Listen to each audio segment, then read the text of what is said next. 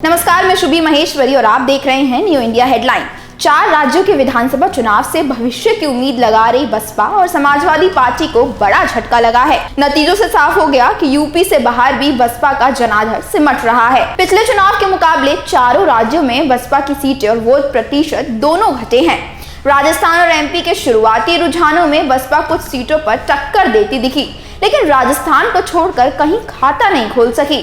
राजस्थान में उसे 2 सीटों पर जीत मिली है। वहीं मध्य प्रदेश में समाजवादी पार्टी अपने सबसे बुरे दौर में पहुंच गई।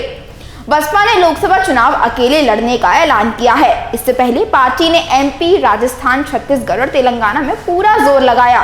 पार्टी की मंशा ये थी कि इन राज्यों में अगर पहले जैसा या उससे बेहतर प्रदर्शन करती है तो इसका फायदा लोकसभा चुनाव में मिलेगा। भविष्य में चुनाव बाद गठबंधन बनता है तो उसमें भी वे तोड़ कर स्थिति में आ जाती हैं। नतीजों में इन उम्मीदों पर पानी फेर दिया। 2 राज्यों छत्तीसगढ़ और मध्य प्रदेश में गठबंधन के साथ चुनाव लड़ा।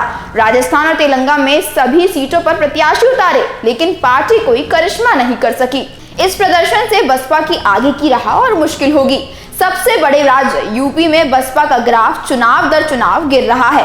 2007 में पूर्ण बहुमत की सरकार बनाने वाली बसपा 2022 में 1 सीट पर सिमट गई और वोट प्रतिशत भी गिरकर 13% पर आ गया।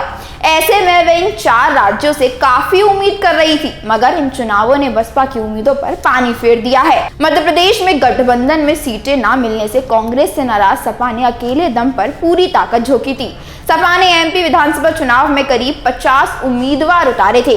सपा मुखिया अखिलेश यादव ने वहां करीब 10 दिनों तक चुनाव प्रचार भी किया था। अखिलेश ने यहां पीटीए फॉर्मूले को लागू करते हुए जातीय जनगणना को चुनावी मुद्दा बनाया था, लेकिन उन्हें हर ओर निराशा हाथ लगी।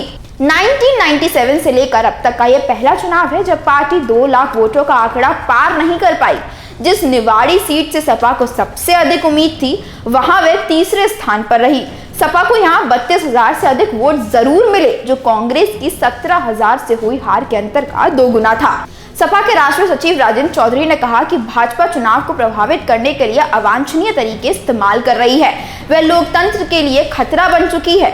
हम अपने प्रदर्शन की समीक्षा करेंगे। 2024 में सपा भाजपा की राह रोकेगी। इंडिया मिलकर एनडीए को हराएगा। खैर, क्या आपको ऐसा लगता है कि इंडिया मिलकर एनडीए को हरा पाएगा? अपनी राय हमें कमेंट करके जरूर बताएं। धन्यवाद।